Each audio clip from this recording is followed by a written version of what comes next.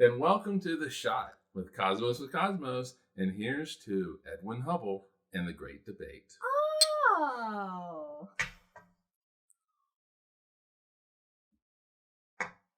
Brandon, I gave you time to do this one. All right, so in 1920, so 103 years ago, Wow. there was a conference that took place. It was the American National Academy of Sciences annual meeting. Okay. And that meeting actually quickly became known as the Great Debate. You may not have heard of it, but there is a great debate in astronomy. And the debate was all centered around basically the scale or the size of the universe. Naturally. Yeah. And so, yeah, I know, right? Prior to 1920, astronomers looking through their telescopes, as telescopes got bigger and better, they were able to see some of these more, well, now we know them to be more distant objects, but they were always spiral in nature, and so they were called the spiral nebulae. And they didn't know what these were. And the more fundamental question was, are they inside of our galaxy, or are they outside of our galaxy? And so that really asks the question of what is the nature of these objects. And so you have two astronomers. You have Harlow Shapley of the Harvard College Observatory, and he argued that these spiral nebulae, they were actually inside of the Milky Way galaxy. Oh, okay. And they were simply just giant clouds of dust and gas. Right. And you know what? When you actually look at a solar system forming, there is kind of a little bit of a maybe spiralness in the dust. I mean, if your brain can maybe see it. And so he thought, Harlow thought it was actually inside of our Milky Way. He also thought that we were not at the center of the Milky Way. When you look at all the stars, we had mapped all the stars. We like to be the center of everything. Did.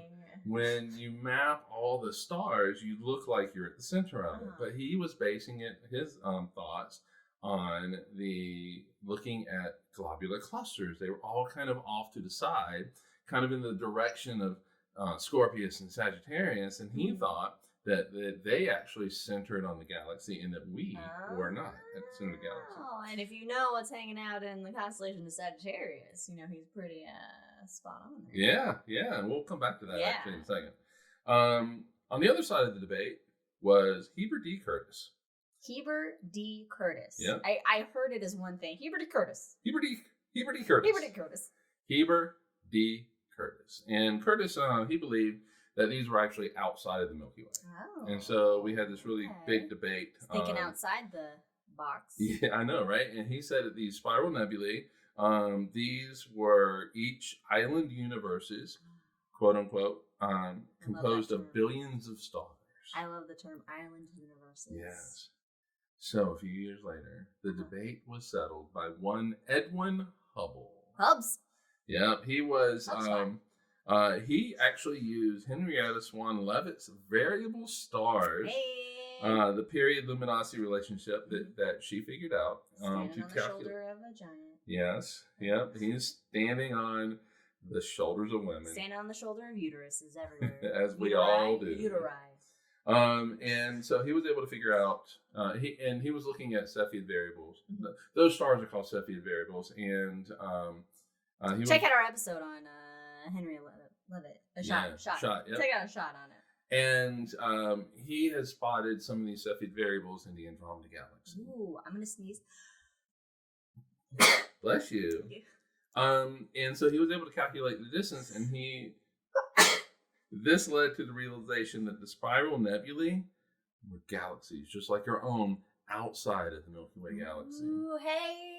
Yeah, so in the end, Curtis wins the debate. However, Shapley was correct as well, because he argued that we were not at the center of the Milky Way. We aren't. We're hanging out on the Orion arm. That's right. And so we're 26,000 light years from the center of the galaxy. And so it turns out both of them were correct. But for the merits of the actual debate, Curtis was actually correct. Shapley and Hubble had been long-time rivals. Ooh. Yes. And when Shapley received the news of Hubble's data, he was reported to have commented, "Here is the letter that has destroyed my universe." Aw, but buddy. Yes. I mean, yes, but that's science. That is science, and Shapley quickly changed his tune and was like, "Yeah, they're outside of the Milky Way." I mean, they shouldn't feel bad at this point in time. They didn't even know what the Earth's core was made of. Check out our episode They didn't on know the a shot. lot of things at that point. At that point in time, 103 years ago. And that is Edwin Hubble and the Great Debate.